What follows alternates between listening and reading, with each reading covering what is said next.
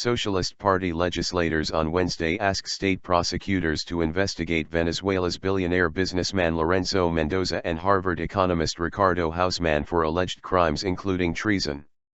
State media last week broadcast a private conversation between the pair in which Hausmann insists Venezuela's crisis-hit economy will need an International Monetary Fund, IMF, intervention to the tune of $40 billion to $50 billion. Officials including President Nicolas Maduro have denounced that as proof of conspiracy by capitalist figureheads intent on ending 16 years of socialism in the South American OPEC nation.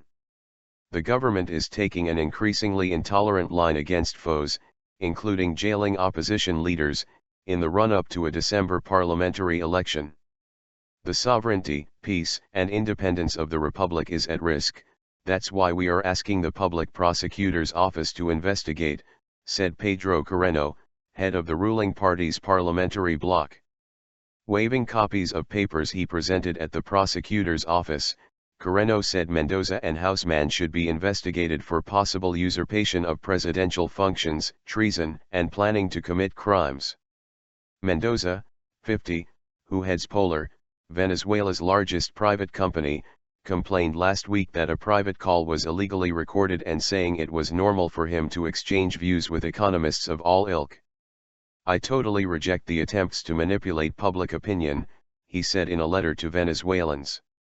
Hausmann, a Venezuelan minister in the 1990s who is now a professor at Harvard University in the United States, said Wednesday's accusations proved the government's dictatorial nature. "I declare myself guilty of speaking to the IMF, something I have been doing for 32 years. Their website shows 518 mentions of me.